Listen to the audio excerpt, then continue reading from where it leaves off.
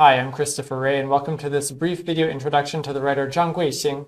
I've also produced 3 video lectures about Zhang's novel, My South Sea's Sleeping Beauty. Zhang's writings are a trip, in both senses of being fantastic, mind-blowing works, and works that also transport us to the island of Borneo, where Zhang was born and raised before he moved to Taiwan, another island that he now calls home. Zhang's works are often thought of as being in a mode of magical realism, a very tropical variety of magical realism that is inspired by a lot of the places, the atmosphere, the things, the people, the creatures, and especially the natural environment that one finds on the island of Borneo. Literary critics often talk about Chang Kuei-hsing as being a representative of Malaysian-Chinese Sinophone writers, Mahua Wenxue.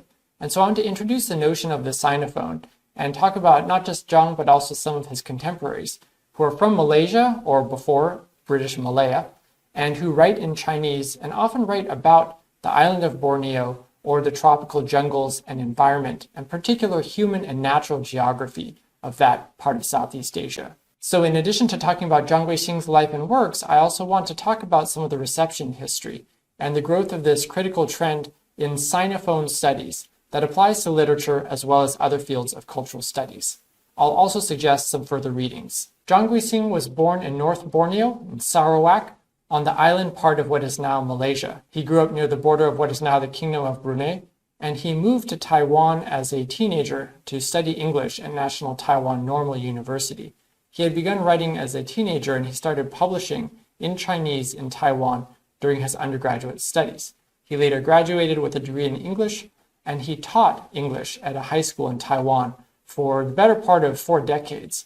And during that time, he published consistently, if just occasionally, usually long fiction, some short fiction as well. As a writer, Zhang is known for a few things. One is for the settings of his stories. Many of them are set in the Borneo jungle or on the borders between civilization and this wild natural environment. His works are extremely dense. They're jam-packed with images, particularly of the flora and fauna of the jungle. He is an obsessive and compulsive experimenter with language, and one who destabilizes a lot of assumptions about Chinese culture, including fundamental things like language. And as a result of these experimentations and this relentless innovation, he has garnered many literary awards in different areas. Literary critics have talked about Zhang as working in a mode of magical realism in which magic is just part of the everyday, or in a mode of the fantastic that suspends us between belief and disbelief of, is what we are seeing real? And he often blurs the bounds between the rational mind and the realm of the senses. So his works are rife with ethnology and even eco-criticism, you could say, in taking very detailed portraits of the natural world and representing them in this fantastical literary form. Zhang first gained acclaim for Tiger Ambush, or Crouching Tiger, you could say, from 1979. This was an early novel, but he's perhaps best known for his so-called Rainforest trilogy of novels that are all set around the same place and same time, around the Borneo jungle and rainforest, and around the time of a so-called emergency, as the British called it, but essentially an insurgency against British colonial rule in Southeast Asia. He has also garnered multiple literary awards for his most recent novel, Wild Boars Ford the River, set during the Japanese occupation of Borneo. Herd of Elephants has a plot that follows the travails of several brothers who get involved in the communist insurgency against British colonial rule, and showing a lot of the tragedy, a lot of the infighting, and a lot of the inconsistency in that movement. So it's quite critical of the communists. At the same time, it also does a lot of play with language, down to its very title. 群像 could be translated as elephants or herd of elephants, but also a group or a cluster of different tropes or symbols or signs. So this is a very deconstructionist work down to the level of the Chinese character. Monkey Cup, also known as Simian Cup or Primate Cup, is widely regarded as Chang's first novelistic masterpiece, has a very similar setting, temporal and geographical, to his earlier work. Monkey Cup has an entirely different plot from Herd of Elephants, and it also does something very interesting in using the indigenous trope of Dayak tattoo art, so literal bodily inscription, and superimposing that onto Chinese characters. So it deconstructs and kind of resituates characters in an entirely different context. Zhang's 2001 novel, My South Sea's Sleeping Beauty, which is available in translation, I think is emblematic of the very labyrinthine style of Chang Kuei-hsing's writing, where it is jam-packed full of all of these images of plants, right? All of the flora of Borneo is put before our eyes. And it seems to not just bedazzle our eyes, but also overwhelm our senses, and kind of the miasmic smell and the overpowering stench of things that are endlessly rotting and regenerating. And against this backdrop, we have this story about a young man coming of age who falls in love with a girl who then falls into a coma, and then a double of hers reappears. So should he transfer his affections to her? When he goes off to Taiwan, should he transfer his affections to this lovely woman he finds singing at the fairy tale cafe?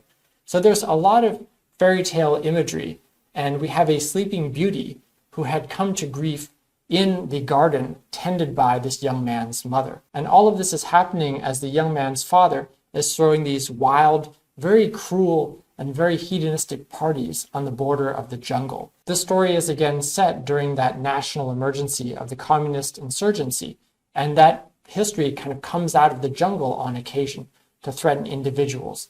And so there's this very odd blend of the senses, of family feuds, and of history all coming together amidst a labyrinthine garden. I'll be saying a bit more about the mode of magical realism and the fantastic in a later video lecture, but I just want to provide one example here of what type of texture of language we get in Chang Kuei-hsing's work. He has also published novellas and short stories. Many critics consider Chang Kuei-hsing's latest novel, Wild Boars for the River, to be the pinnacle of a distinguished career. This is a novel that's won many literary awards, and I very much hope will eventually be made available in English translation. Chang Kuei-hsing is an excellent case study in the trend that's called Sinophone literature, or 华语语系文学. The term Sinophone is a relatively new coining, and it's one that's been applied to a whole array of literary and cultural studies. If you're curious about this term, the Sinophone Studies Critical Reader on the left there is a good place to start. There is even a Sinophone Studies book series by the independent US publisher Cambria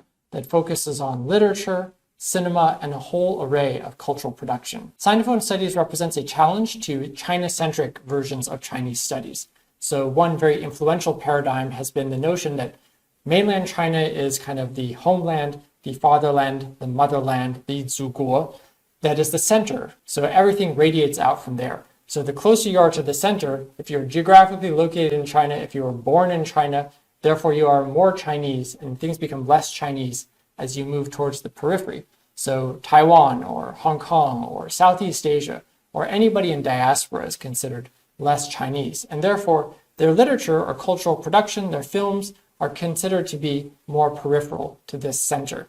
So the geographic focus in that paradigm is on mainland China. What Sinophone Studies tries to do geographically is to say, no, we're just going to focus on the plane of language, about the script, about the sound, of not just Mandarin, or Putonghua, right, this kind of common language that is hegemonic in mainland China. All types of Chinese language are now on a level playing field. And then we can do different kind of comparisons about how people speak and express themselves in different Chinese languages. So whereas in a China-centric version, you may have an emphasis on origins and blood. So if you originate from China, if you are ethnically or culturally Chinese, then you are more Chinese. If you're not ethnically Chinese, but you write in Chinese, you're kind of excluded from, say, modern Chinese literary studies because you are not Chinese. So anybody who is outside of China or who is not born in China, who is maybe the descendant of someone from China, is considered part of the diaspora. They are an overseas Chinese. Sinophone Studies emphasizes roots, as in trajectories or paths, over roots of origin. So the idea is that diaspora has an end date. This is Shi Shumei's famous coining. The notion that identity is not always determined by where one is so-called from, or where their generations of ancestors, their parents and their grandparents are from. Sometimes identity is formed in different ways. So the implications in the sphere of language, which is so important to literary production, is also quite significant, in that Sinophone Studies is trying to decenter the field in some ways by, at least in the first instance, emphasizing these so-called minority voices and accents. So not everything has to be in pure Mandarin. 华语语系 is a Mandarin term. Sinophone is an English term. And is this a neutral term? Well, there are previous terms that I think have partly inspired it, like Anglophone or Francophone, Lusophone, Hispanophone. And so I think the ideal for many theorists is that Sinophone should be neutral, that it should allow for a level playing field. However, there are connotations to terms like francophone, right? Maybe in Canada, francophone just refers to people who grew up speaking French or are fluent in French, but there can also be post-colonial nuances or connotations of the term.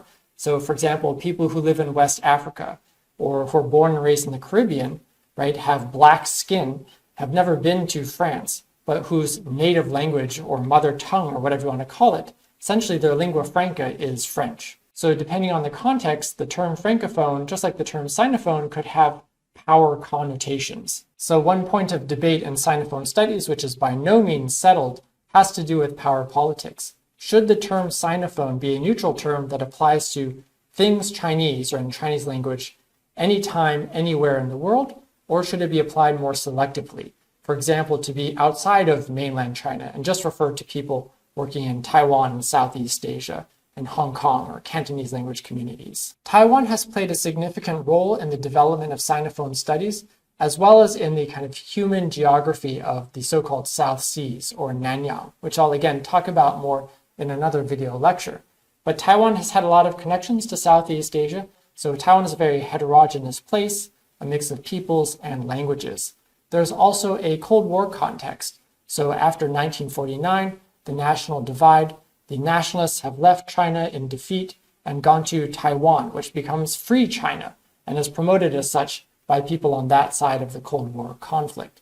And so Taiwan became an important cultural link to things Chinese, like the Mandarin-speaking world, for emigres from China, especially in Southeast Asia. By the numbers, most of the emigres from China went to Southeast Asia, not to North America or Europe. And there are active policies by the Republic of China government to attract the so-called overseas Chinese from Southeast Asia and elsewhere to come back to China, but in this case, to Taiwan, to learn Confucian values, to learn how to speak Mandarin properly, and to learn what it meant to be Chinese. Taiwan today also has hundreds of thousands of people from Southeast Asia, particularly Thailand, the Philippines, Vietnam, and Indonesia. But literary scholars and critics have recognized that so-called Mahua or Malaysian-Chinese literature is a significant trend. This could be considered a Sinophone trend, so it articulates with that theory. But I think that one of the reasons it's come to attention is not only are there many people from Malaysia who either reside in Malaysia or have emigrated from Malaysia to other places and write in Chinese. They're not just a lot of them, but a lot of their writing is extremely good. Li Yongping was considered something of an elder statesman in this field, although he himself rejected the Mahua label. Some of his works are available in English translation. Xin Jin Shun is primarily a poet. He also writes essays and is also a literary and linguistic scholar. So he has works about the national language, Guoyu, as being a language of others. He has also written about polyglots like Qian Zhongshu, and some of his poetry collections like Zhuyin, like making a note of the sound or a sign of the sound, explicitly referred to language politics. Kim Chiu-ing or Huang Jinshu is another scholar writer who has produced a tremendous amount of very influential fiction, as well as being a literary critic himself. Better known to English language writers are Anglophone Malaysian writers such as Tan Tuan Eng, who writes in English, has won multiple literary awards, had his works adapted for the silver screen. Tash Ah, who was born in Taiwan, raised in Malaysia, educated in England, and has written novels like Five-Star Billionaire, in which you have Malaysians moving to modern-day Shanghai and trying to make it in the big city. So there are a lot of works to explore. For Chang Kuei-hsing, I would recommend starting with My South Seas Sleeping Beauty. He has had very few stories translated into English so far, but this one is available in both English and Chinese at this online journal. And there have been some fantastic studies of Chang Kuei-hsing's works, including the works by Alison Groppe and Brian Bernards that I mentioned earlier, as well as these studies here.